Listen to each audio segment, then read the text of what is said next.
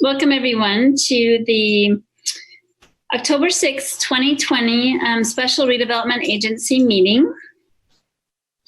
Please let the record reflect that all council members are present, or all board members are present.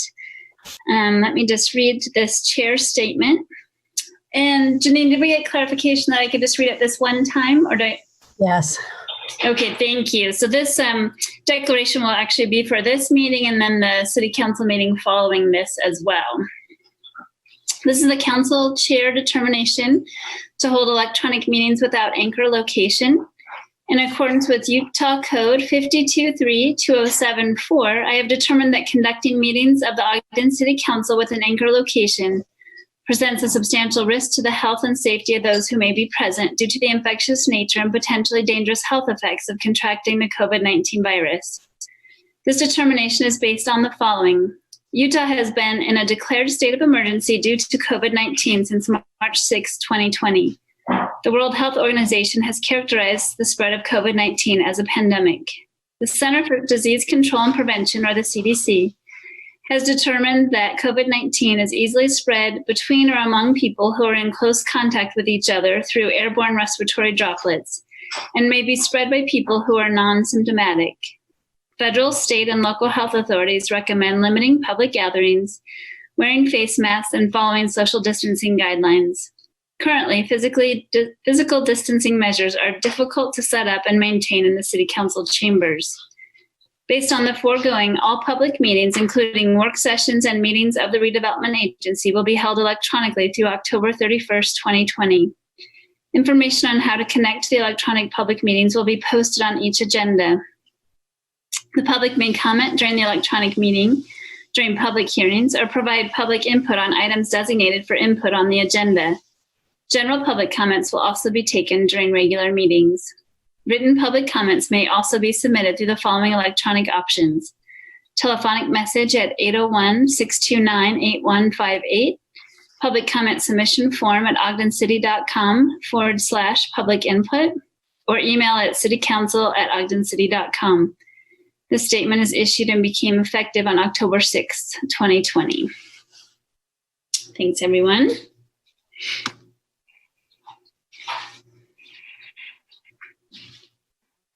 Great. Next I'll invite Vice Chair Blair to do the Pledge of Allegiance. Yes, thank you, Chair Chaburka. I would ask all those with us and those that are joining us to join me in the Pledge of Allegiance. So please rise.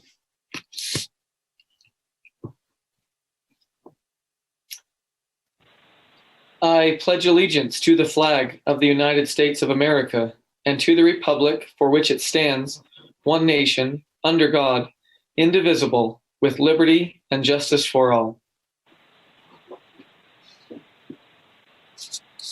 Thank you. And now please join me in a moment of silence.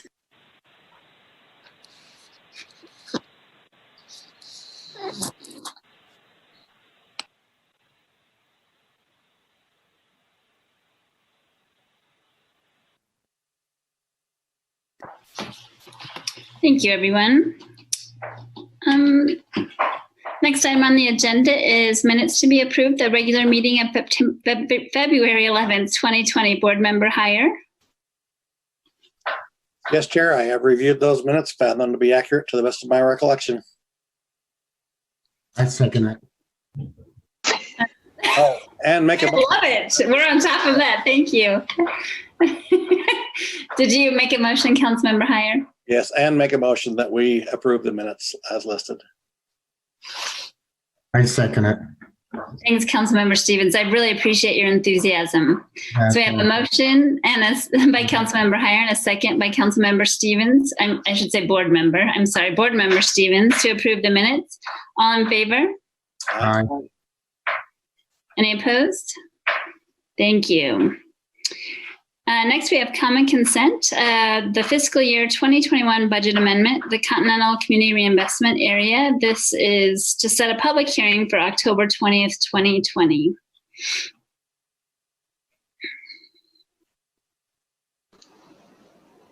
Chair, I'll make the motion that we set the public hearing for October 20th on Resolution 2020-2 Second. Thank you. We have a motion by Board Member Heyer and a second by Board Member White to set the public hearing. This is a voice vote. All in favor? Aye. Any opposed? Thank you. Now we have a time for public comments. This is actually an opportunity to address the board, the RDA board, regarding concerns or ideas on any topic. We ask that you limit your comments to 3 minutes and just state your name for the record, and Brandon will explain to you how to do that in Zoom. Thank you, Chair Chaburka. To participate in public comments, you must be joining us via Zoom, either on your desktop or mobile, using the raise hand feature, which can be found at the bottom of the app and has just been turned on. And that will get a queue populated, and we'll go through and unmute you and allow you to address the board at this time. So Bill Knowlton, the floor is yours. Please limit your comments to 3 minutes and state your name for the record.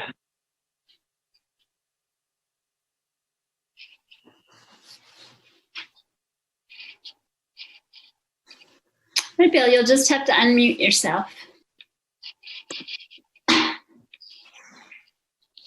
Is that any better?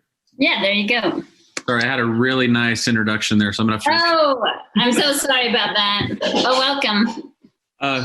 Mr. Mayor, Madam Chair, council members and staff, my name is Bill Knowlton. I am the principal of Knowlton Development and the owner of the Flower Patch property on 30th Street in Washington.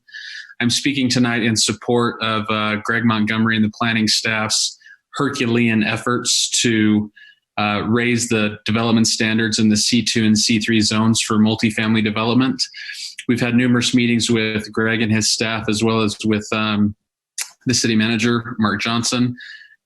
We agree with the majority of everything that's been stated in the ordinance. The only comment we would have is that we have the opportunity to go to the Planning Commission regarding exterior materials and exterior colors in the event we need to vary from the two colors and two materials. With that, I yield my time back. Thanks so much, Bill. Any other comments?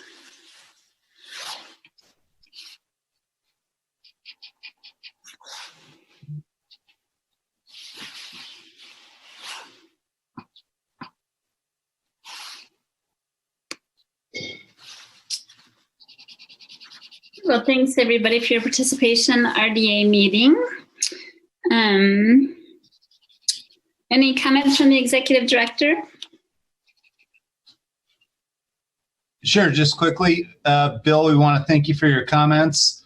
There have been a lot of positive feedback on what you're doing, the developments you've done around the state. We appreciate your making your investments here and appreciate you being a part of the process tonight. So thank you very much. And other than that, I have no further comments. Thanks. Any other comments from board members?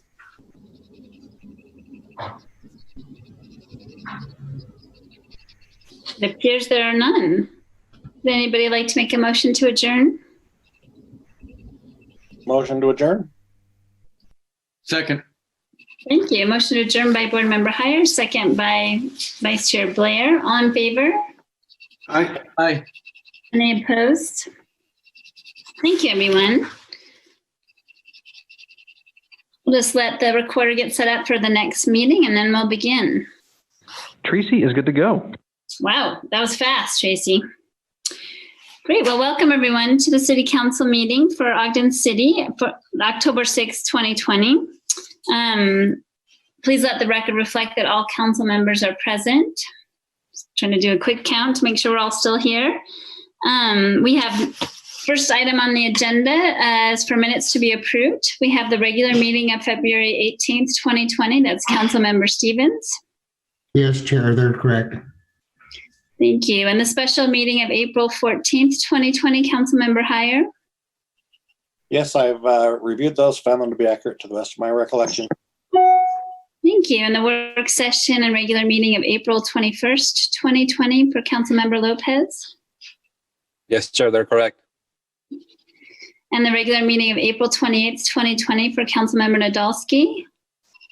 Yes, Chair, they're correct to my recollection. And finally, the work session and regular meeting of May 5th, 2020, Councilmember White. Yes, Chair, I reviewed those and they appear to be correct, my recollection as well. And I move that we accept the minutes as above. Second. And so we have a motion by Councilmember White and a second by Vice Chair Blair to approve the minutes. All in favor? Aye. Any opposed? Thank you.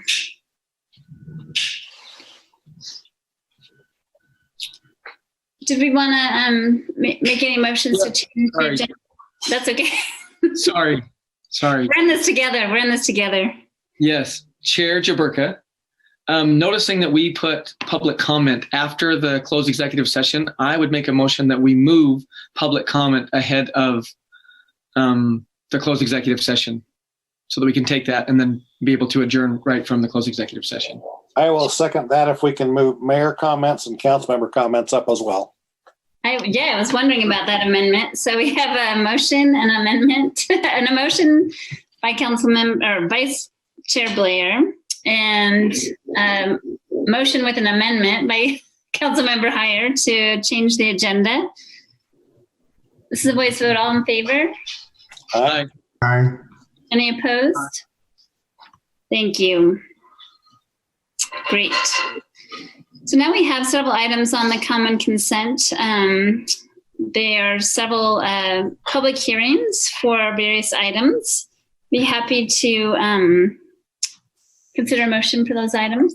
Chair Jaburka, before we entertain a motion, can I just mention that I'll be excusing myself from voting on these items now and during the public hearing in the future because my agency is involved in some of the funding that's under consideration in my day job. So to avoid the appearance of conflict of interest, I'll be excusing myself. Councilmember Nadolski, do you have a conflict with all three of those items or should we pull one out? Just the one, but we typically make a motion to approve all items of common consent in one motion, and which is fine as well. Is that okay with you? Okay, well, if you leave the meeting, then we will let you know when we are done. And it's item C that I have the conflict. Thank you.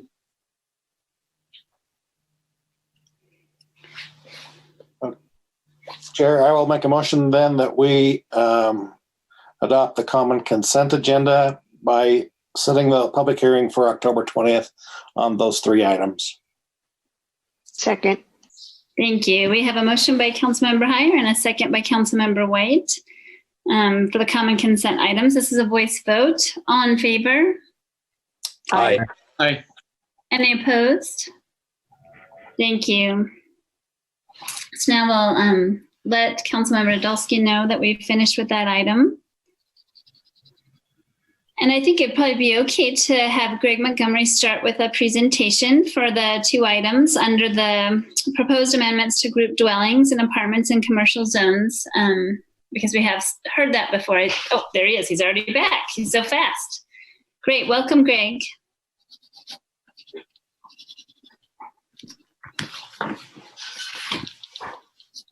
I can't hear you, but I can see your presentation. Can you hear me now? Yes, there you are. And I even see you. Usually I don't get to see your face.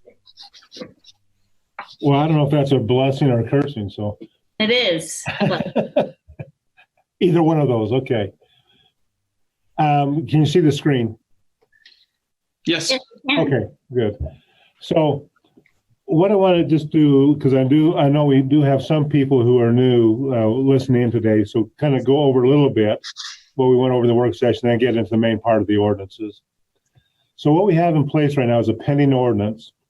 And that is a tool that is used to put a 180-day halt on a defined action to evaluate unjust ordinances. And what took place is we noticed a real trend taking shape in the city. In this graph, you see that for over, almost 70 years, we had a total of 510 units developed in our commercial zones of housing. In the last 2 years, we've had 893 being proposed or under construction. And that sudden change, as we noticed what was taking place, in many instances, it was different from the other types of multiple housing developments that had taken place in other zones. So that made us determine we needed to stop and take a look of what was taking place to make sure that what we get being constructed is in accordance with the community and the standards we've set up throughout the community. So we have this pending regulation in place that took place April 21st and goes till October 18th. In that, we said we're not accepting applications for both multiple family, which is a building that has 3 or more dwelling units, or group dwellings, which has 2 or more dwelling units in 2 or more buildings. And in those 2 instances, those type of developments in the C2 and C3 zones, we would put in abeyance.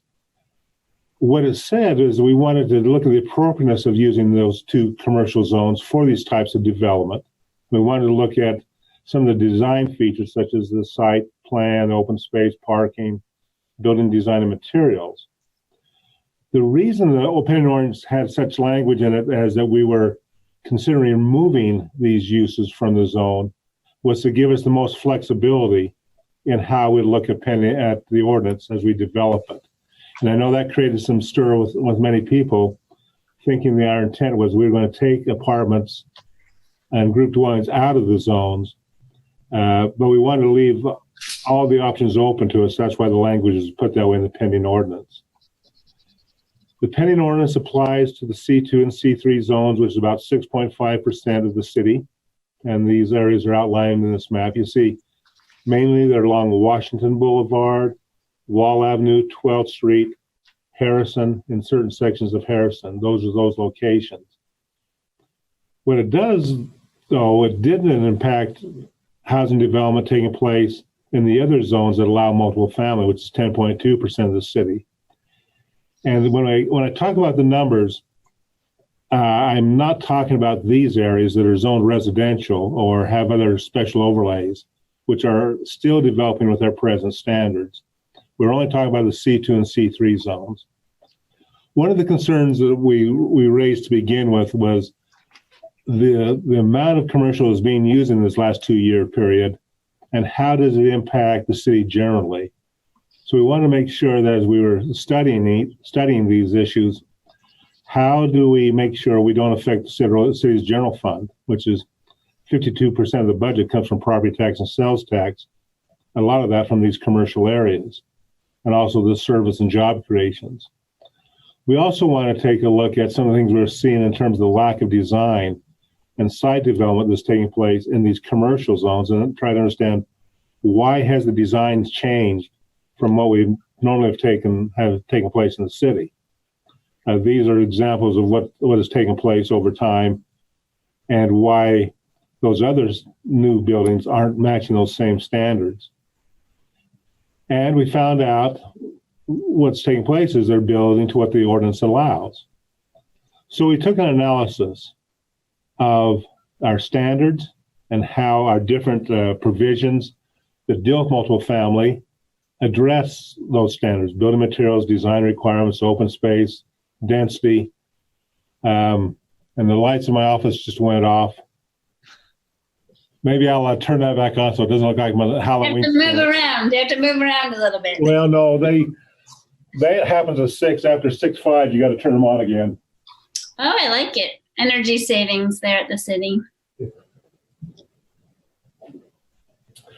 Apologize for that. I think it fits in with the Halloween kind of theme, though, Greg. Yeah, I could have put some candles and some music behind.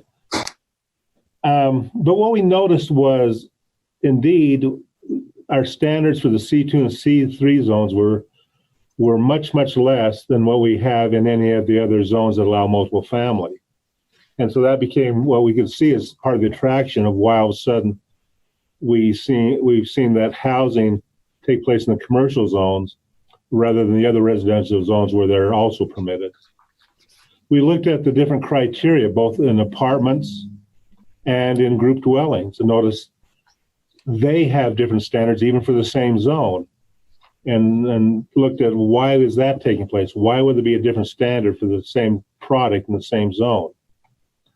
We looked at the review processes and noticed that, again, with apartments in C2 and C3, it's strictly a staff review no matter how big the project is, where many of the other zones, it's either a planning commission review after a certain number of units or a planning commission mayor review.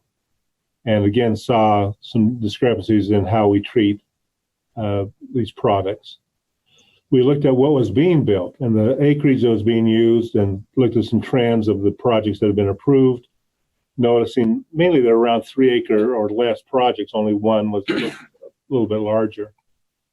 We did some analysis of the projects that were being approved in the commercial zones and said, okay, in any other zones, would we have allowed this?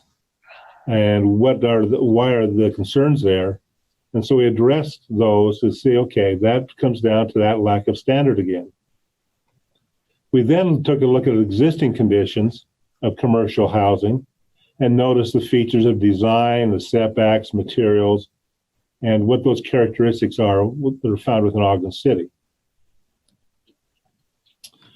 We then took that assessment, compared some of the other projects that have been built and that are in other zones, and again, what they look like compared to some of the new products that are coming online and in the C2 and C3 zones.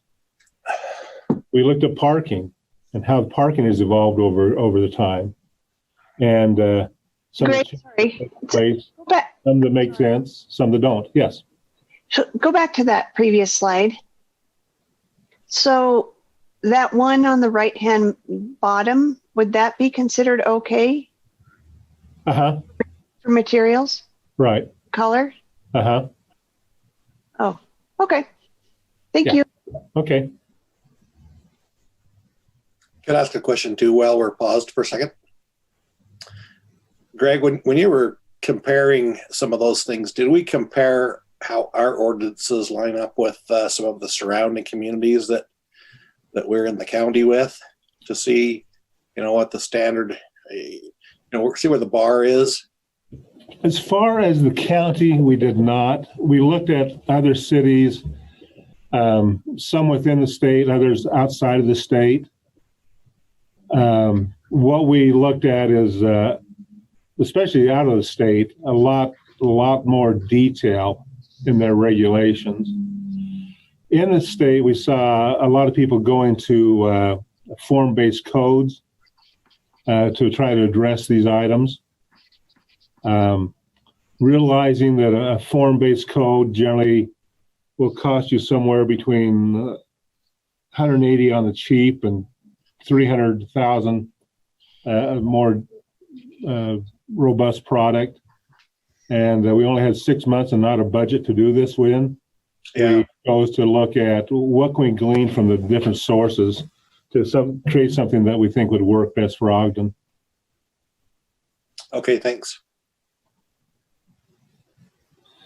We also took an assessment of all the commercial lands and what we deemed as either vacant or underutilized properties. And in each community, we identified those areas to try to get a feel, where will this go in the future if these trends continue, and what size and scale of properties will be developed, what we can see take place, and try to anticipate in the future. As you can see here, we found out that we have over 400 properties that would fit into that vacant and underutilized. Some of those really could lead to development because they're half acre in size. Others we looked at and realized we probably have these zoned wrong. These really should just be single family zones because they're off of the main streets. They're single family uses. We have 277 parcels that are that way, and the lot's only 7,000 square feet. So even if they're zoned commercial, because the density requirements, they couldn't be anything more than single family. And so does it really make sense to have them zoned commercial? That's a discussion for another date. That's not for today, but it brought to attention that we may be over zoned commercially in the community. We also realized we have some large parcels, 7 parcels that are 40 acres that are what we'd call underutilized commercial at the present time. Let's give some more examples. We looked at, of course, kind of the property tax and some general observations between residential and commercial and the commercial zones. And general observations that the multifamily developments are generally have a higher valuation, but because of the 55% valuation for taxation, generally they may pay less in their property taxes. Now there's a lot of variables that go into that, but that's just kind of a general summation. Not getting into a lot of details, but again, to kind of get a feel of what concerns may be out there that we need to take a look at. We reviewed other provisions. One of the things we reviewed was, of course, the enterprise product. This is a national nonprofit that is involved in promoting and funding and developing policies for affordable housing. But they're at the, if you will, the cutting edge and always keep revising and adding things. So we wanted to take a look and say, okay, as we look at some of our considerations, how do they meet some of these national trends? And especially the enterprise green communities criteria. In the state of Utah, it's our understanding that if you're a tax credit project, you have to be certified in an enterprise green product as one of the qualifications for one of those LIHTC projects. And again, it's getting a broad base for our discussion. We also wanted to seek from the development community, and because they're the implementers of the plan. And we looked and found, there's a couple of different groups out there, short-term and long-term developments, but their concerns are the same: clarity of requirements, simple processes. They look at the marketability of what they're doing, and they want to make sure they can draw people into the area and make it livable and pay attention to those details that it is a durable product. We also noted a couple comments from developers about why we were experiencing what we were. And again, that's that comment, the barrier is low, no meetings, low standards, available land, infrastructure is all in place. That's why we've seen that influx take place in the last 2 years. Plus comments that, we need to be wise in how we approach development and make sure the things that are developed are the things we want to have happen in the community. Because once they're there for at least 80 years. Housing projects have a lot longer life than retail projects. And that's what I just talked about there. So with all this information, we said, okay, how do we create an ordinance that will meet the intent of the general plan, that looks along higher densities along the transportation corridors, utilizes design and creating mixed uses, and the general plan talks a lot about having improved design standards and balancing those items with the other needs of the community. So revision number 1 that's being proposed, and this applies to both the commercial zones and to the group dwelling ordinance. And that is the balance between the use of commercial property for commercial uses and for residential uses. Both have the desire to use those high traffic corridors. One is because of the higher densities and public transit can help offset the needs of those who live in those properties. And also in commercial, they're looking at traffic counts and visibility. And so they both have the demands for those same areas. Also, excuse me, we have 74 acres of commercial zone that really is underdeveloped or underutilized. So we took a look at the general plan where it talked about some key nodes. They call them village centers, but those should be the areas of focus of trying to preserve some commercial components. And using that plan and the language in that plan to come up with some standards that would say in those key nodes, as we have identified them, that if development is taking place, 30% of the land use can only be for multifamily. The other has to be some commercial components. Also, along some of the corridors, if the projects are more than 4 acres, they need to devote some land to a commercial component, whether that be a freestanding commercial building, whether that be a mixed-use building, or a combination of both. as I mentioned in the work session, as we were looking at that, one thing I noticed this last week was that provision for the mixed-use building, we didn't include into the land use provision. So we're going to be recommending something added to what the Planning Commission recommended to you, and that's adding the provision in the land use section of the commercial zones to have the mixed-use commercial building also be a permitted use in the zone. And that's we're setting up all the standards, but then we didn't put it into the land use of having it as a permitted use. So we want to add that over and above what the Planning Commission is recommending to you. The other thing we looked at was parking and trying to get the parking right size, because that's a major cost in a development. Land is devoted to parking. It's a maintenance cost is ongoing. And parking, as we talk to developers, is one of the key things they look at as more of, can I park my project on that and then determine how many units I can get on there. But if I can't park them, I can't build the units. So getting our parking sizes right scaled is appropriate, and giving a flexibility of ranges that a developer can choose depending on who his market is. They may be looking at people as a market that may have more vehicles, or people as a market in terms of maybe their studio apartments or other types of units that they don't need as many parking stalls, and give them that flexibility to choose based on the types of products. We also did a revision and recommended revision regarding the distance to transit. Presently in our ordinance, we talk about you can reduce to 1.5 stalls if you're within 660 feet of a transit stop.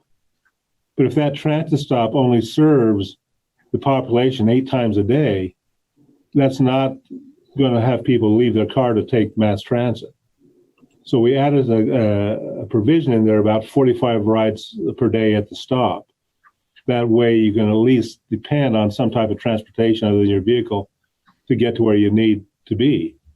And so that's a clarification we've added to what our present language is, plus these standards of reducing parking requirements from what we presently have as 2 stalls per unit, or 1.5 stalls if you're in the downtown area.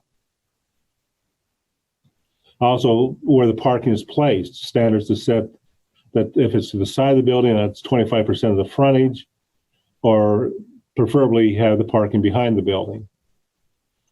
Setbacks in the C3 zone, we noticed that, of course, in the C3, there are no setbacks. And we noticed some projects taking advantage of that, which creates a concern for the livability of that area in the future. We provided some options to, even though we're adding a setback in the C3 zone from 0 to 15 feet, that there are provisions that can be reduced if certain things take place. For example, an entryway feature into the building, that can be just set back 6 feet. If you have projections, they can be 8 feet from the street, but again, the main body is set back 15 feet. Or if the building is elevated so that that ground level floor is 3 feet above the sidewalk, that can also bring the building closer to the street, but still create the privacy that is needed. One of the things that, again, we looked at some of the older buildings of how they looked at those entryways and setbacks, different variations they took place, even under new construction right now. Some of them taking advantage of, even though not required, of a setback. But a concern is all those properties should be able to have that buffer area, because they're not a commercial activity, they're residential. And there should be some privacy and transition between what takes place on the street and what then takes place in the apartments or the dwellings. So that's why we feel that setback is important in the C3 zone. We're not changing the setback in the C2 zone. It still stays at 20 feet. Open space is a major change that's being proposed. And that is that we're saying that 20% of the lot area should be devoted to open space. Now that's decreasing what's required in the C2 from 30 to 20% and retaining the 20% in the C3 zone. but it's excluding setbacks and allowing some real space to be developed rather than just residual space left over after you put the parking and building in. But you've got some planned outdoor areas, but also in that 20%, there can also be activities or amenities you have inside the building being counted in as that 20%.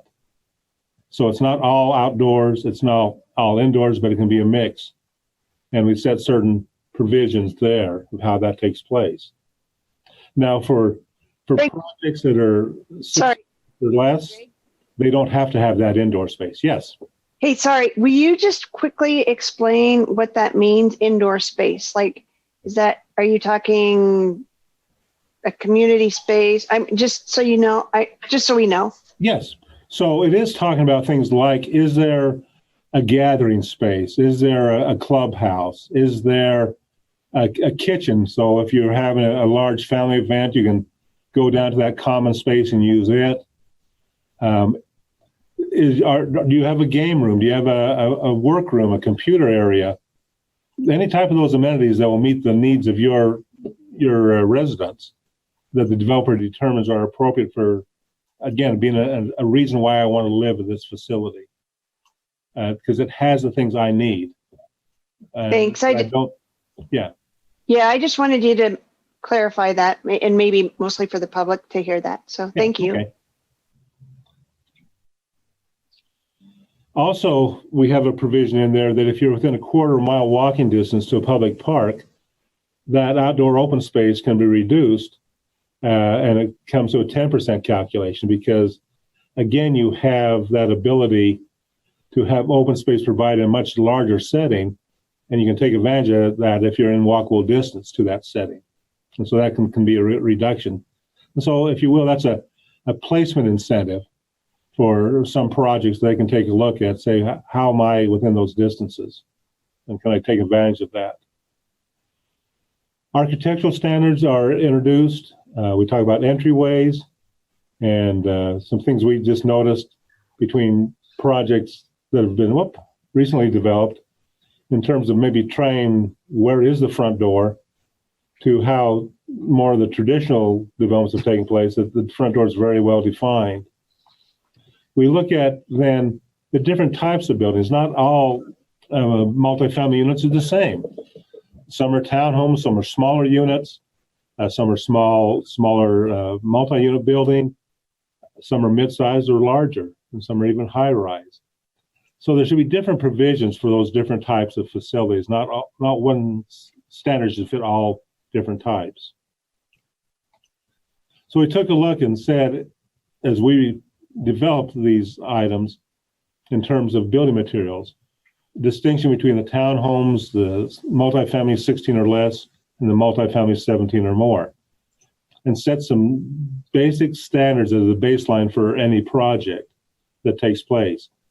Again, using the ideas that we have in some of the other zones, and again, using the ideas we saw as traditional patterns in the city that have developed over time.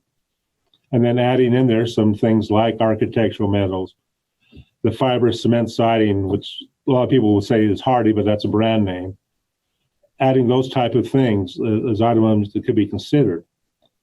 One of the things you'll notice, and I have that little red asterisk on multifamily 17 or more units, is while we set the baseline standard, if someone feels that they have a project that is very unique and fits in, but needs more flexibility, those items can be varied and additions considered by going to the Planning Commission for approval on those.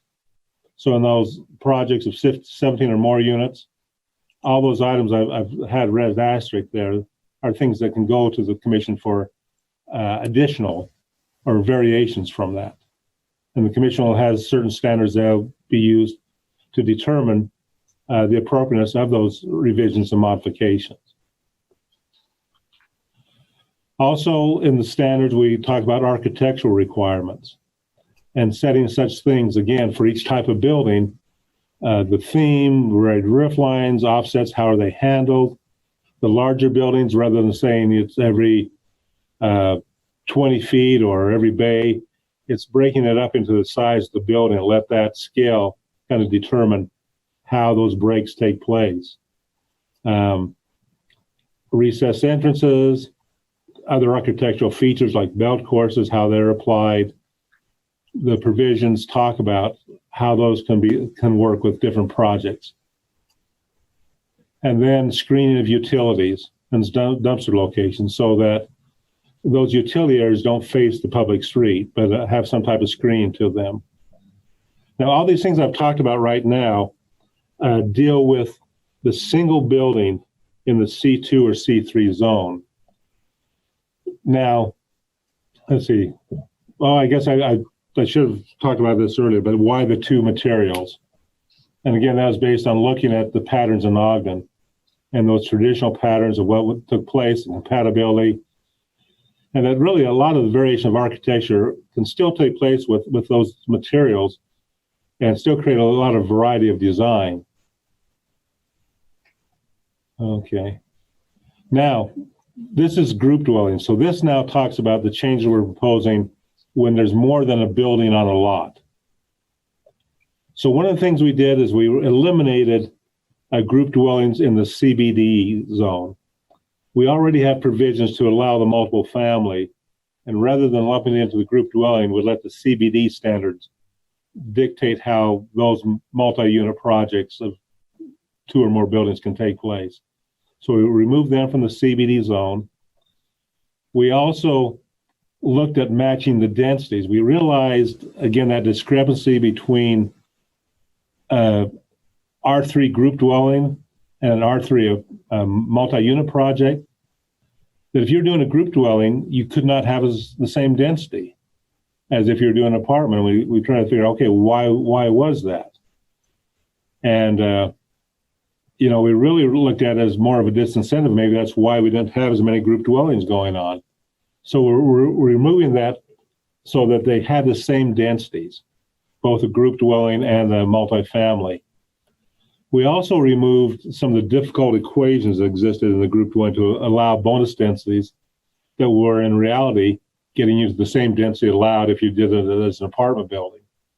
So then we created new standards that were really densities over and above the maximum density, which is a 10% increase on residential if you meet the items that we will list, or 20% increase in commercial zones.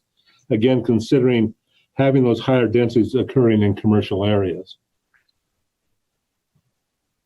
We clarified building entrance orientation because, again, a group dwelling is going to have many buildings. Not every building is going to face the street. But the way the wording was in the ordinance as it now sits, it sounded like you had to make every building face the street, which would be impossible. So we wanted to clarify that. We also wanted to then look at the building materials and get a more clarification on building materials that take place in group dwelling. Have them have some consistency with the multifamily dwellings. We looked at if group dwellings are on larger parcels, having a mixture of building types.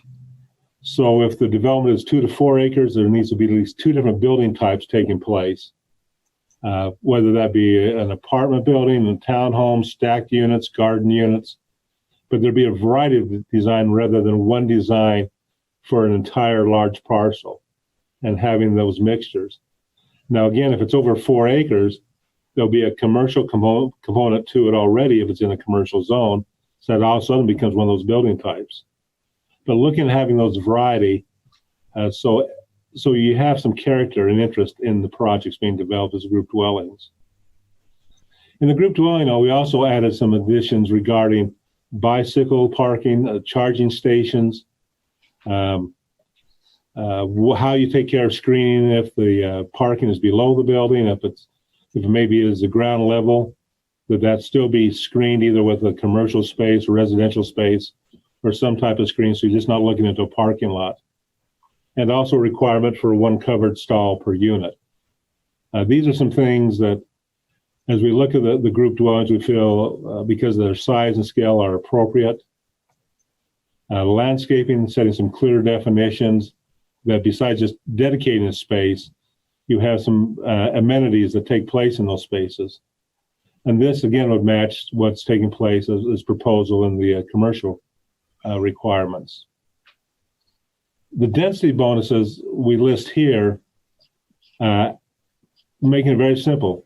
That percentage, 5%, 2%, is above the maximum density. So let's say your maximum density is 24 units an acre. Well, that increases another, 1.2 units an acre. So now it's 25.2 units an acre rather than 24 for a 5% increase. And we outlined different things that can get those density bonuses. One of the things that came up in the discussion, the work session earlier on, was adding, if it's within 660 feet of a BRT stop or transit platform, instead of having 1%, because you look at that's the least incentive of all, put it up at 5%, as other items are that are incentives to have a project that is located where it wants to be. So another recommendation, not from the Planning Commission, but from staff, is to increase that bonus density for BRT stop locations to 5%.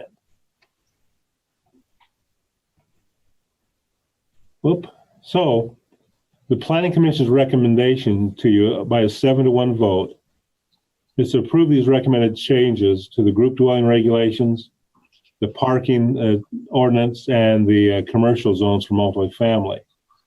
And as I suggested, staff is also suggesting adding the multifamily with the ground floor commercial is also a permitted use in the commercial zone standard. So it covers some of the things we're proposing tonight.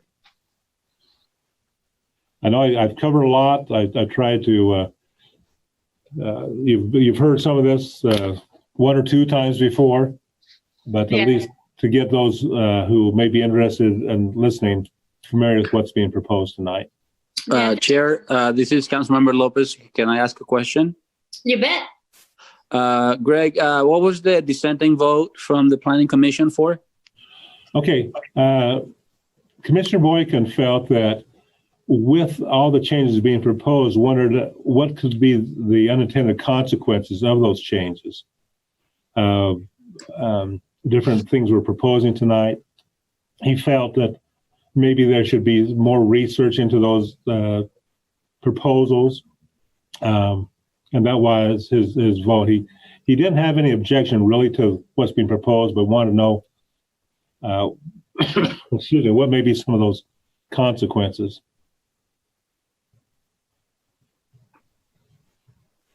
And was he given any answers?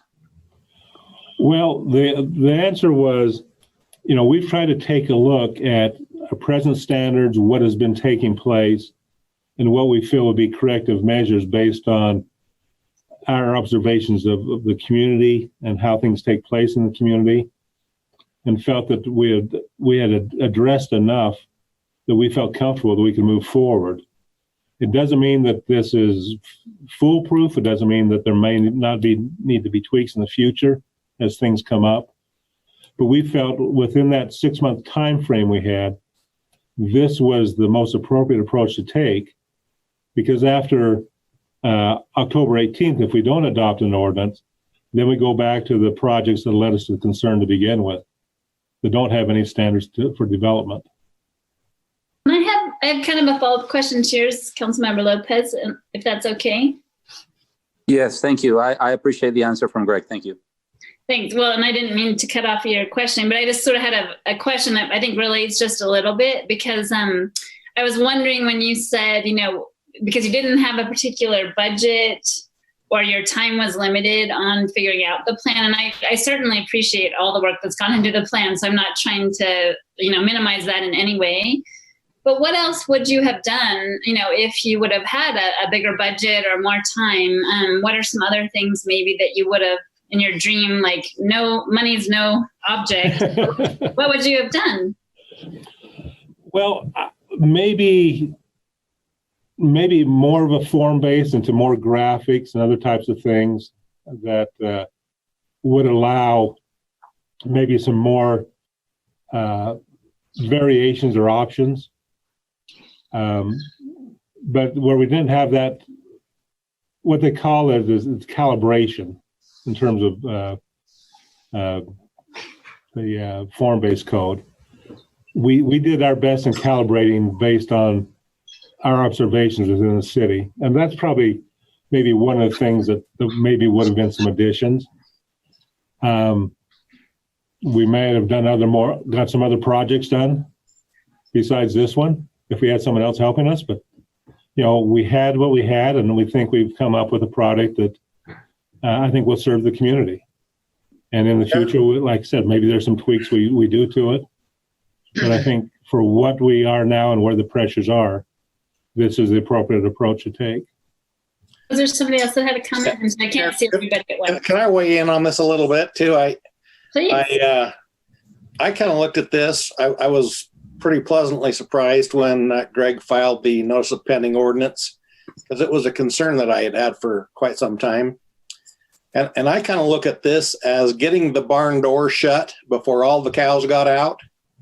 I don't think that this is the end of the discussion that we need to be having as council or as a city. There's a lot of aspects. Commissioner Boykin's concern is a legitimate concern. We need to have discussions around his concerns. I just think that this is what we can get done in the 6 months. I was pleasantly surprised at how comprehensive the planning staff and commission was before bringing this to us. As you can tell, it didn't take too many tweaks to get a pretty good product for us. So while I don't think we're done with this discussion, I am really happy with this result at this point, to try to get the, so that we don't lose all of our commercial ground to things with no standards. I appreciate, the efforts of staff and the planning commission. So thanks, Greg. You bet. Any other questions or comments from council members? Chair, could I make a few comments? I appreciate what Greg and the Planning Commission has done. I think there are some valid questions that were raised by one of the planning commissioners, and like Councilmember Heyer, we will be addressing this, but I believe what we're looking at tonight is standards for an area that doesn't have any standards. And that will help us in formulating how we're managing our commercial area in that aspect there. I think we had a question, Greg, if you could address it by Bill Knowlton about color. Can you address that aspect? Are we limited to maybe 2 or 3 colors, or what is the concept there? Well, the concept there is we set the baseline standard, and then for those projects that are over 17 units, which his project would be, that if you want some variations, that would go to the planning commission so that they can evaluate based in context of the project. Mm-hmm. And so it does allow options, but there's a review process before a public body to make those revisions or amendments from the baseline. So if he wanted additional colors, he would have to present it to the Planning Commission? Correct. Is there a charge for that if he did it? Right now, because it's a request for a consideration rather than a normal action, we don't have a specific form set up or a fee schedule set up right now on that. We have some items that are determinations for the commission that just go in and there's no fee to it. So we've got to take a look at that. We haven't got a final determination on that. Okay. So until we have something, we'd probably say it's an item you just fill out and go to the commission. Okay. All right. Thank you, Greg. Any other questions or comments from council members? I guess that to that comment, Greg, I just have I guess more than anything, I guess expediting if the developer comes to you with color changes or material changes or things like that, just expediting that. I feel like I don't want to hold development up because it takes months to get through the planning commission. So I guess I'm concerned about the delay in time. So with the planning commission review, they meet once a month, and so if an application is made within 20 days, they could have their decision made. Thanks.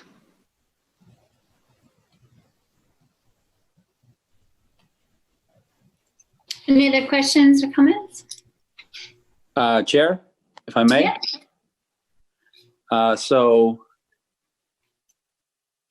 just one of those unintended consequences that are being mentioned for me is the possibility of or not addressing the issue of affordable housing. And I mentioned this a little bit at the work session. I also agree with the rest of my colleagues who believe that this is a good ordinance change and that it's important and that we need to do it, and I agree. And I also believe that Greg and his team have done a great job about it. But I am a little concerned about one of those unintended consequences. I know that that's a very difficult issue and a very difficult topic, and that probably a lot of communities around the country are dealing with the same concerns or the same problems. And so I just wanted to bring that up because I know that I believe we are going to be talking about this in one of our strategic sessions. And I just hope that we're able to do that and to figure out what can we do so that we provide affordable housing that is decent housing, not substandard affordable housing, to many of our blue collar and lower income community members who want to stay and live in Ogden. We don't want to price them out of being able to live in Ogden. So just for the record, I wanted to make those comments. Thank you.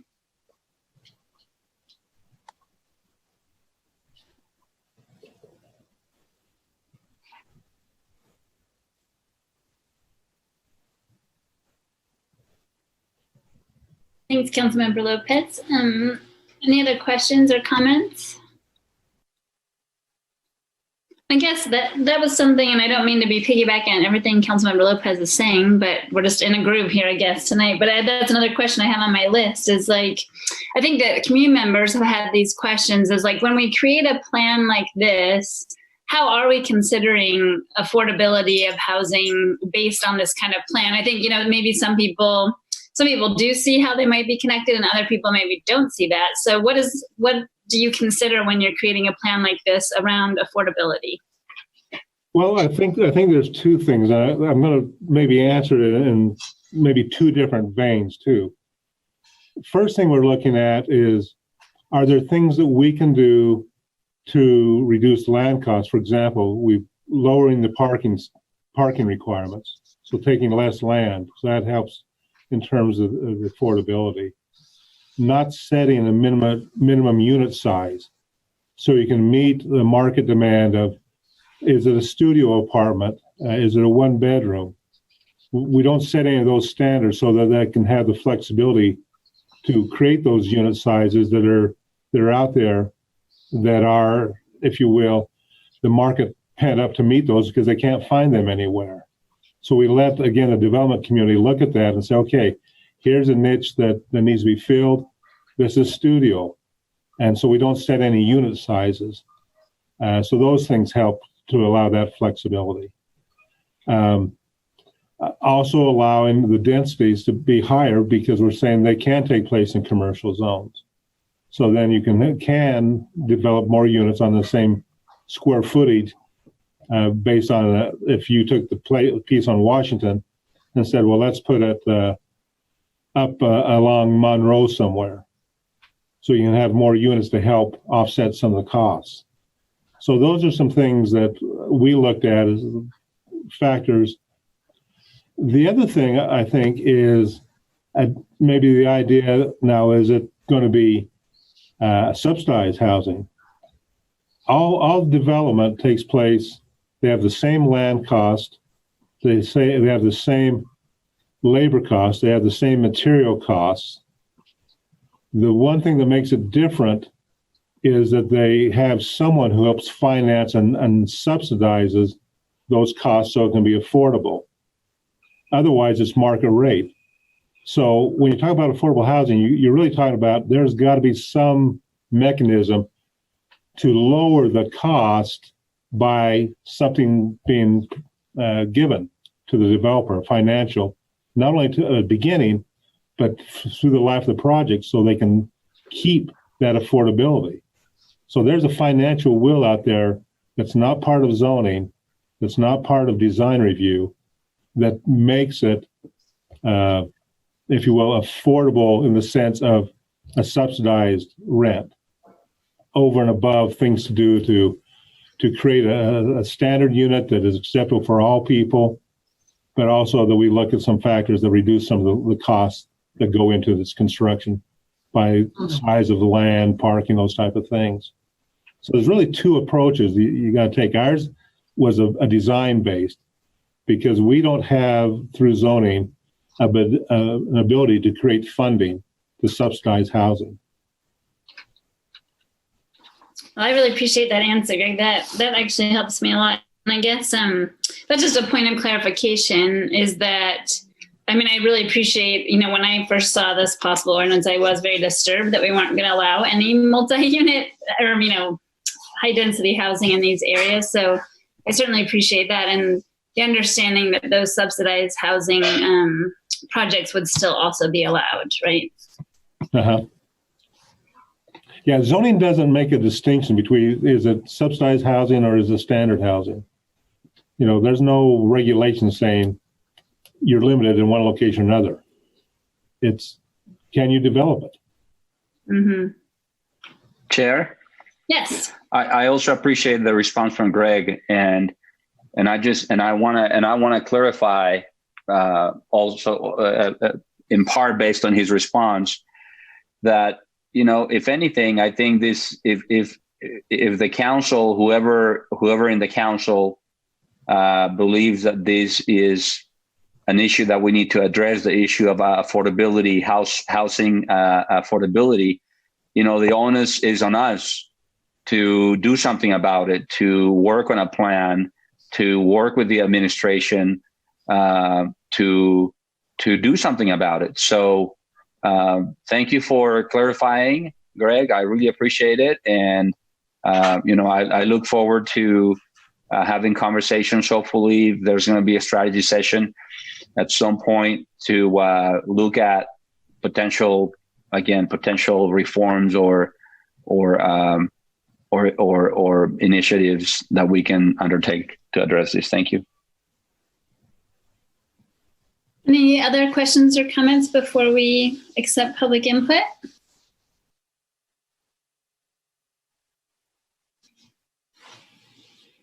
Just scroll through my little feed here to see if there's anybody reaching or turning their box screen. Great. Well, we do have a section for public input, and this is based on both of the items that we were talking about. So would you mind, Brandon, explaining to people how they might participate? Not at all. Thank you, Chair. To participate in this, to provide public input to the council on this item, you can only do so using the Zoom application, using the raise hand feature, which is found at the bottom of the app. So with that, we'll go ahead and get started. Angel Castillo, the time is yours. Please limit your comments to 3 minutes and state your name for the record.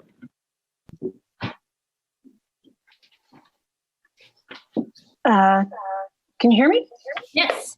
Great. Good evening, Angel Castillo, Ogden residents. I understand the need and I support establishing design standards for C2, C3. We want to prevent shoddy, cheap construction in multifamily apartments that have slipped through cracks in the past. And the challenge with this particular zoning change is that it's being rapidly pushed through to meet noticing requirement, which I also understand, but it's creating some unintended consequences, the first of which is materials. If you require the main floor of multifamily units to be brick or stone, it adds a great cost to construction, which has the unintended consequence of raising market rate rents for the community and very well may skew the pro forma for a project badly enough to scrap it, especially if it's a project of 50 units or more. This requirement should be removed or only required if it's within 500 feet of historic 25th Street or a historic brick building. The second issue has to do with the aesthetic limitation of 2 colors and 2 materials. This makes no sense, especially considering the planning department kept holding up the Imagine Jefferson property as a gold standard. I've spoken with Chris Parker, who's the developer for both buildings on that parcel, and they have 4 colors, and one building has 5 materials and the other has 4. The unintended consequence of limiting colors and materials to only 2 selections not only slows the development process, but it creates unattractive and monolithic multifamily apartment buildings. The colors and materials should be increased to 4 selections each if you wish to produce aesthetically pleasing developments like Imagine Jefferson. And if you follow the line of reasoning from planning that we need to limit or slow multifamily in C2, C3, then you must consider the third issue with this ordinance, which is to assure that Ogden's tax base for the general fund won't be diminished in building multifamily versus commercial buildings. This ordinance completely misses calling for a minimum height and a minimum density for multifamily apartments. If you want the taxable base to remain stable, you must call for minimums or you will lose taxable base. If you're going to allow multifamily apartments in C2, C3, you have to make it count. There should be a minimum height requirement of 3 stories and a minimum unit count of 50. The fourth issue is handpicking just a couple of the enterprise green standards. To use a phrase from Councilmember Stevens during the work session, only selecting some as opposed to all of the enterprise green standard is a watered down opportunity. If you require enterprise green in its entirety, you will provide high quality, energy efficient multifamily development, which not only saves the occupants on their energy bills, it's good for the environment. And it's also important to point out that you do not have to utilize tax credit financing to be certified in enterprise green. You thought being environmentally conscious was important enough to establish a sustainability commission. Here is your chance to do what you say is important to you and require the enterprise green standard in its entirety. I strongly encourage you to amend the C2 or to C3 ordinance to include these 4 points, or at the very least, place them on your next work session agenda to discuss, as we have a history of not revisiting ordinance changes once they're implemented. Thank you. Thanks, Angel. Paxton Guyman, the time is yours. Please limit your comments to 3 minutes and state your name for the record.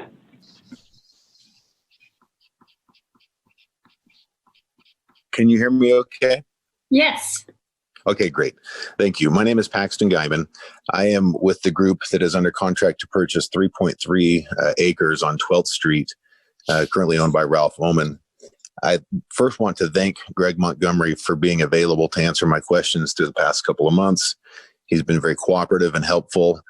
I also do appreciate all the work that's gone into this. I think that what you have before you is a very good start. The comments that were just shared by the woman that just spoke, I think are spot on as far as some of the concerns about affordability and requiring certain materials. But I will say this, what you are about to hopefully approve tonight is much better than not having any standards in place. And we recognize that sometimes that does make the project a little bit more expensive. But without standards, you're going to end up with apartment projects that really are not well suited for the community. They won't stand the test of time as far as desirability to live there, and they really deteriorate faster. So coming from the perspective of someone who's looking to purchase land to build an apartment, I would urge you to adopt and approve the ordinance as it's presented, but keep in mind that we really should revisit some of these questions that would make sure we can still build units that are affordable and will serve your residents. Thank you. Thank you. Bill Knowlton, the time is yours. Please limit your comments to 3 minutes and state your name for the record.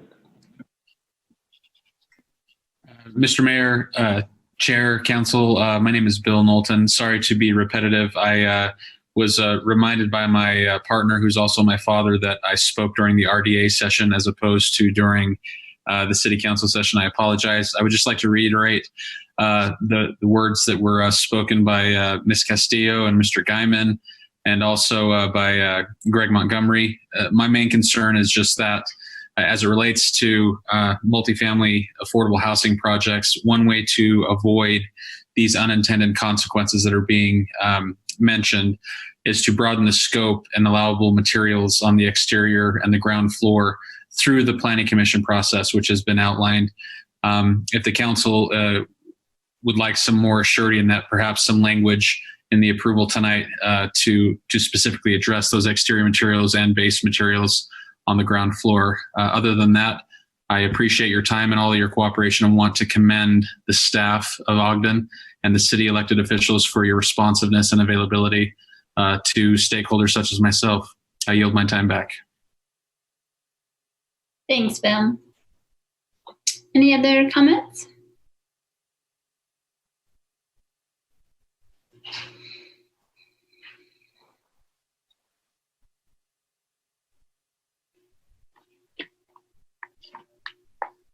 Not seeing any other hands raised. And that was just public input, so we don't need to close the public hearing. Any other discussion or comments about those comments?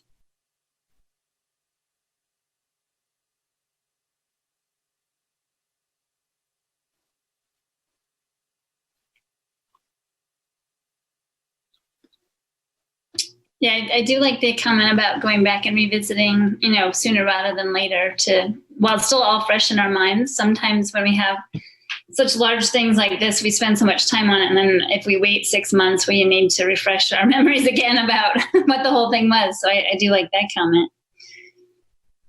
Any other discussion or comments?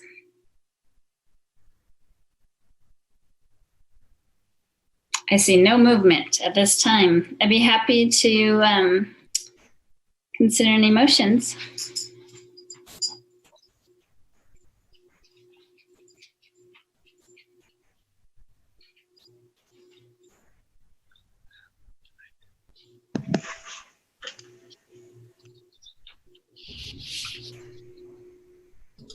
Or if there were items we want to table it till next week. Oh, wait, sorry, Councilman Heyer.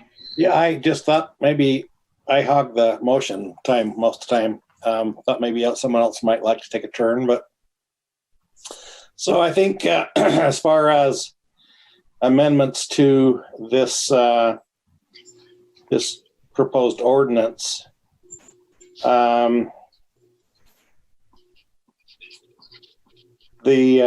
change one that we received from Glenn would be I'd move that we amend ordinance 2020-47 by adding the new section 1538.4.f.9 with language as follows. 9, a multiple family dwelling of 17 units or more shall provide electric vehicle charging stalls as follows. 1 charging station for up to the first 50 or the first 30 units, plus at least 1 additional charging station for every 50 units thereafter. And B, for senior living and moderate to low income housing, at least 1 recharging station per 50 units. Good job. I just want to congratulate you on reading that. You're welcome. I second that. We have a motion by Councilmember Heyer and a second by Councilmember Stevens. Sorry. Go ahead. Do we not have to clarify the BRT stop 1% to 5%? Yeah, that's all coming. I just figured we'd do these one thing at a time. Oh, sorry. Okay, so you're up next to do that one, Councilmember White. No. Okay, so this is a roll call vote.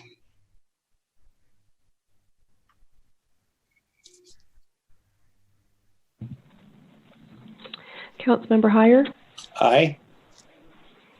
Councilmember Lopez, Aye. Councilmember Nadolski, Aye.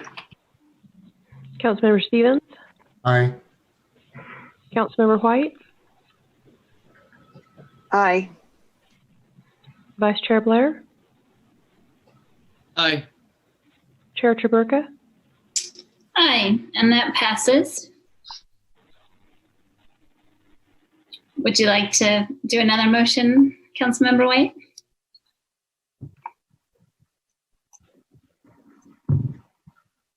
Sure. I think there's a couple of changes, but I will work on that. I propose that we change.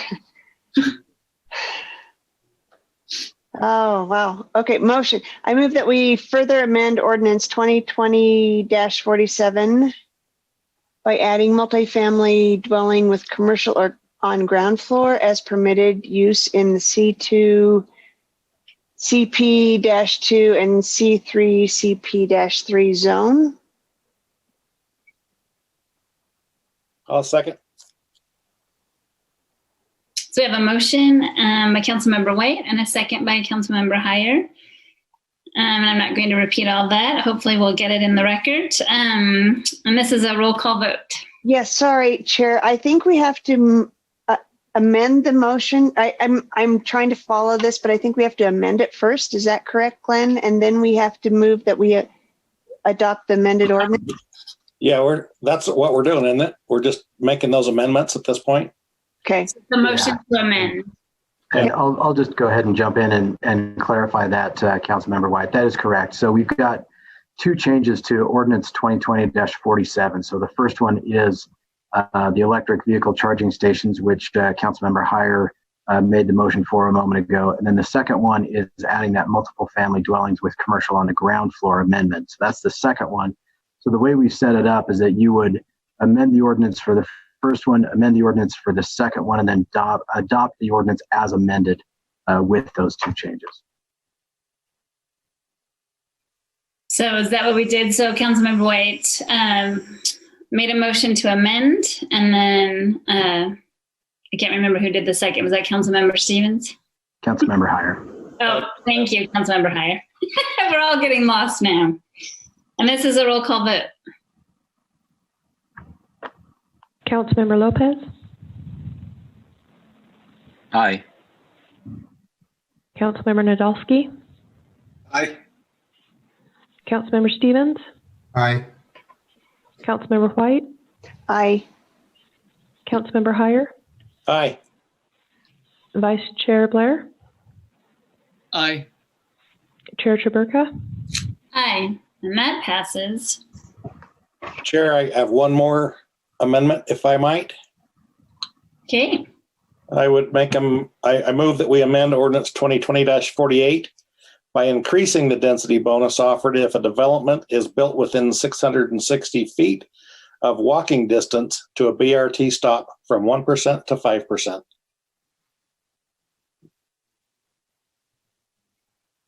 Second. Thank you. So we have a motion by Councilmember Heyer to amend proposed ordinance 2020-48 and a second by Vice Chair Blair, I believe. And this is a roll call vote. Councilmember Nadolski, Aye. Councilmember Stevens, Aye. Councilmember White, Aye. Councilmember Heyer, Aye. Councilmember Lopez, Aye. Vice Chair Blair, Aye. Chair Chaburka. Aye, and that passes. So all of our amendments. Oh, yes. If I might, one more time, I make a motion that we adopt ordinance 2020-48 as amended. Okay, so we're going to go back and do 47 later. Oh. Yeah, we skipped that. We probably should do 47. Yeah, let's do, okay, make that. I thought you were trying to be creative. Sorry. That's okay. So Councilmember Hires made a motion to adopt proposed ordinance 2020-47. Is there a second? Second. And then second by Councilmember White. Thank you guys. You're doing great. We're going to make it through, I promise. And this is a roll call vote. Councilmember Stevens? Aye. Councilmember White? Aye. Councilmember Heyer? Aye. Councilmember Lopez? Aye. Councilmember Nadolski?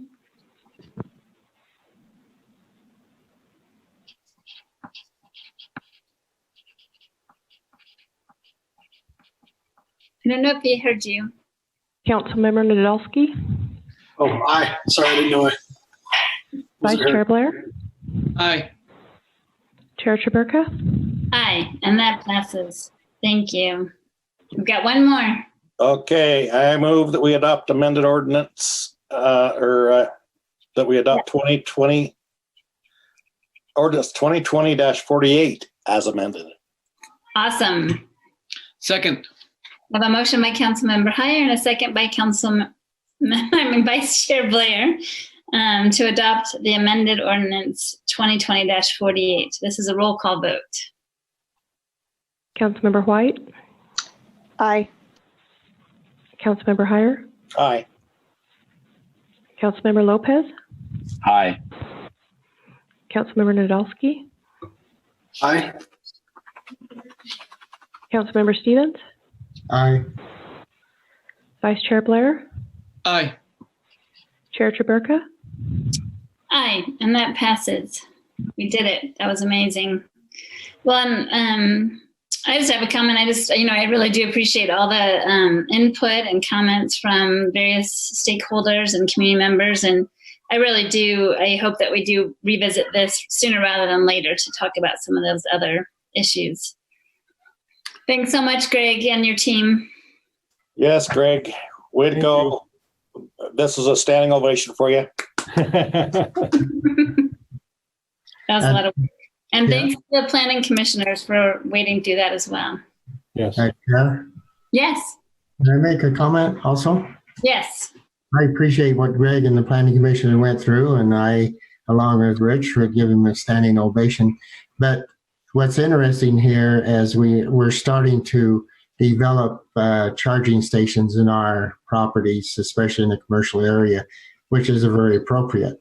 And I hope that trend seeps over to our other developments. And this is just a start, and I think that's a good start for us to look at how we can develop new ideas in this type of an area.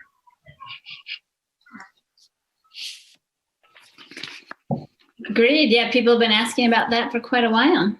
Yep. Great. So now we're moving on to new business. Janine Eller-Smith, our council executive director, is going to present about the audit committee or the proposed audit committee. Yes, I am. Let me share my screen here.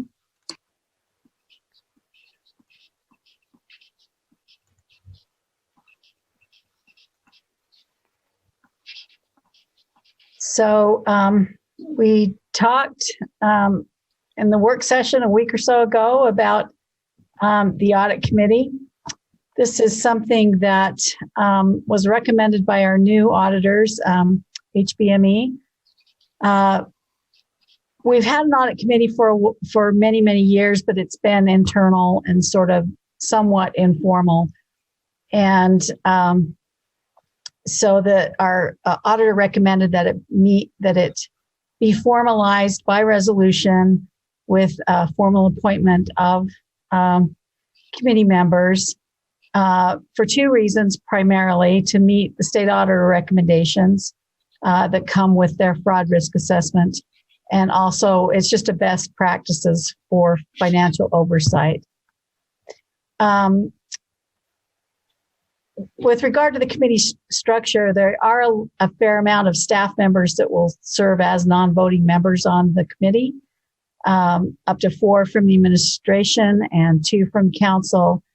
And then, of course, there'll be a couple of auditors from our independent auditors in the room. So already we've got 8 people in the room, which is why I would like to keep the voting members to a minimum 3, and certainly 5 or less. Based on the discussion, the recommendations from sort of best practices is a couple of council members, 1 financial expert, and then for optional, we'd have citizen representatives. After the discussion last week, step back. The requirements for the audit committee, they have a minimum of 2 meetings per year. It will probably be more like 4, just to get the work done that needs to be done. And then there is an option for compensation for that financial expert and citizen members, depending on the time commitments that are required. The responsibilities for the audit committee is to recommend appointment of independent auditor. We just recently went through that process for a new auditor, and their contract is currently 3 years with a couple of years optional extensions. They'll review financial policies, procedures, internal controls, and the use of government assets.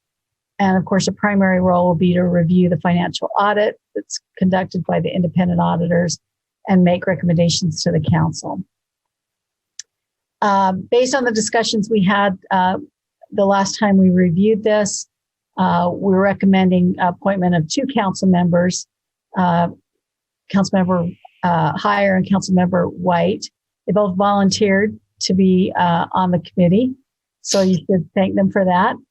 And then Laura Lewis, who is the city's financial advisor, has agreed for this year for the FY20 audit to serve as that financial expert. So you have 2 actions before you. One is to adopt and establish the audit committee, and with that, the charter that's attached, and then also to do the audit committee appointments, which would be appointing these three people as voting members to the committee. We're holding off based on the discussion of appointing any citizen representatives for this year. In the charter, those are listed as optional for appointments.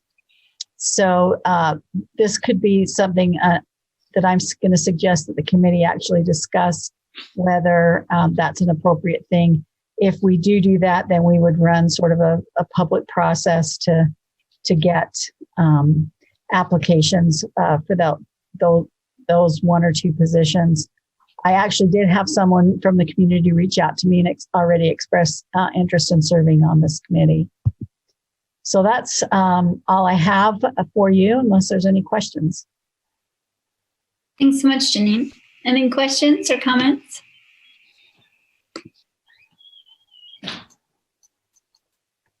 I do really appreciate the 2 council members who have volunteered to be on that committee.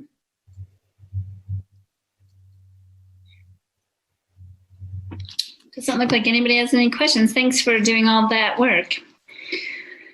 So we have the 2 items that, we could consider.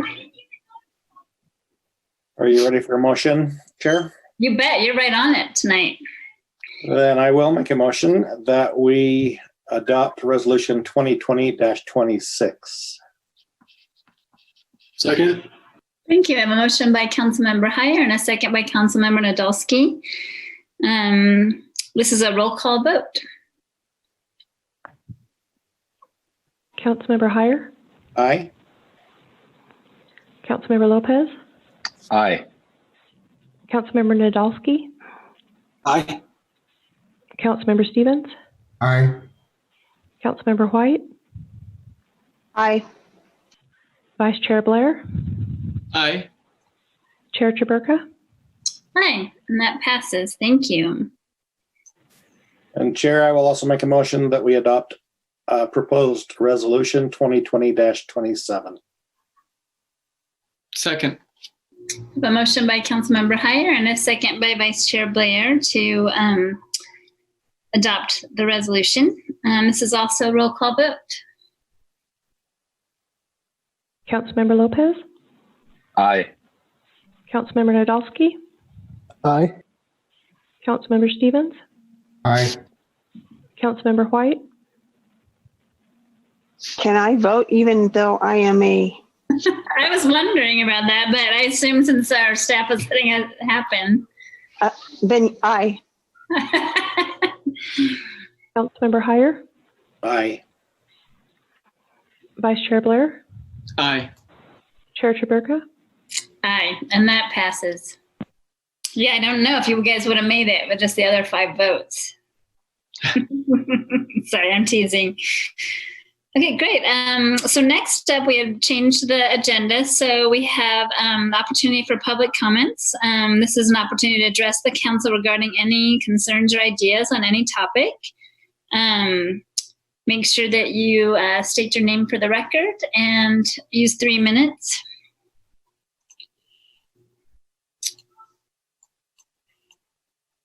Yeah, I don't think there's anybody that needs the directions on there that I know of right now.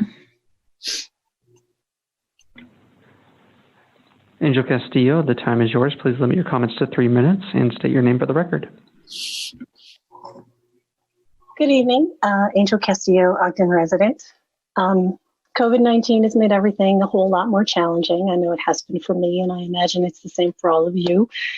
Things take longer than normal, and I get that. However, I find it unacceptable that Councilmember Heyer, Councilmember Stevens, and Councilmember Blair could not respond to the 3 emails I sent beginning September 18th to schedule a call or a Zoom meeting to discuss the C2, C3 ordinance. 19 days of nothing. 19 days of nothing. The rest of the city council did their job. They took their paid obligation to citizens seriously enough to respond and schedule a call or a meeting with me. It seems pretty straightforward, common courtesy to respond to an email, especially if it's your job. I take responding to my clients very seriously. I never let client emails sit unanswered for more than 24 hours, but I guess that's just me and the council members who responded and scheduled calls and meetings. 19 days with no response is not only professionally unacceptable, it's flat out rude. How very disappointing. Good evening.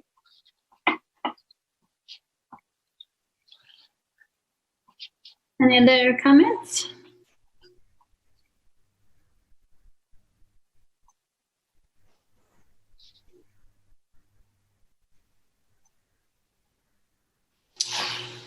I don't see any more hands this evening.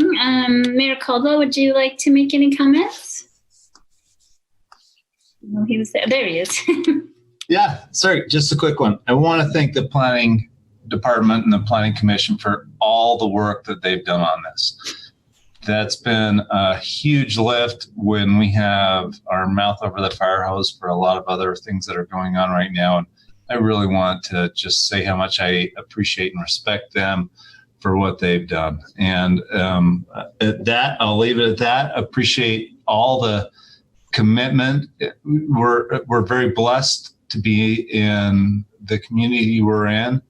And I really appreciate all of your support and commitment over the last handful of months. It really matters. And we do live in an amazing spot. So thank you all for what you're doing. Thank you for our planning department, planning commission, and everyone else for what they put into this. I know that was a long conversation with a lot of ins and outs. And I know that for most of you on this Zoom call, planning issues are your favorite things to talk about, but they're important things to talk about. And as was mentioned, what we do now will impact us for 20, 30 years into the future. So appreciate your commitment and everything that you're doing. And I'll leave it at that. Thank you very much. Thank you. Any council members like to make a comment? I have a quick comment, Chair. If you look outside on our lovely mountain that we have the W lit up, It is homecoming week at Weber State, and I know that all of the events that normally happen during this time are probably not happening during this time, but I just want to make sure that everybody recognizes that, you know, there are students that are still in school, they're online, they're doing their job, they're doing a great job, and that Weber State is continuing to try to bring some normalcy to our life right now. And I just love that the W is lit up. So I just wanted to make that comment. Yeah, that's true. Any other comments? Chair, if I can. Yes. So a lot of comments tonight and a lot of discussion. And one thing that really stuck with me tonight was that the comment, and I don't remember who it was, but said we have a tendency of saying we need to revisit this and continue to talk about this issue or that. And but we have a tendency to not follow through on that. And so I hope that we do follow through on some of the things we discussed tonight, because there's a metric ton of relevance to the issues brought forward, and they do deserve our attention. Thanks. Agreed. Like I said, yeah, they leave my mind, not intentionally, just there's so many other things that come before us. Any other comments?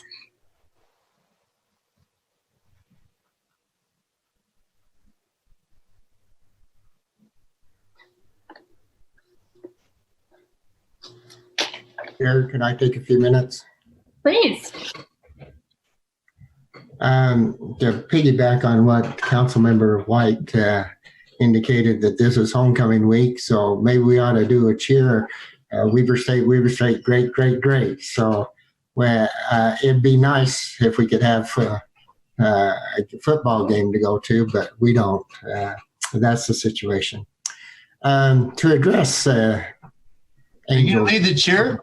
Huh? Are you going to lead the cheer before you go to next? Oh, no, you can do that, Mary. Oh, you got it. Go ahead, Mayor. Oh, you brought it up. Let's go. No, you can do it. Hey, Weber State. Great. Yeah, we'll have to practice that some more. Yeah, but that's okay. Go ahead, Councilmember Stevens. But to address what Angel has indicated, so about first of around October, end of July, I had an accident in my home. I spent a week in the hospital, 2 weeks in a rehab center, and I'm doing better. I'm doing real well. I have a brace on one leg and a brace on another, and but that's besides the point. I'm sure that when we get an emails that all and our council members address those items that are sent to them. For an example, I had a citizen send an email, and I wondered if some information could be given to this individual. He lives on 1429 22nd Street, and he mentions that there's a green scooter, I guess, in front of his property there, and he's wondering if that has a system by which they would go by and pick it up. The other question he had is about the 21st Street pond. He understands that is private property, and he didn't quite understand how that happened. But maybe we could address that situation with him a little bit. He's also concerned about the apartments in the city being constructed. And that's what we addressed this evening with our ordinance that we went through with the C2, C3 areas. But mainly he's wondering about that green scooter that's in front of his place and the 21st Street pond. I can answer the thing about the green scooter, because there's often one in front of my house because my son parks it right in front of my house. But they track them. You know, they have a map. If you go to the scooter app, you can see where all of them are. So they should be picking that up, I would guess. Okay. They're pretty valuable. I don't know the answer to the 21st Street pond, though.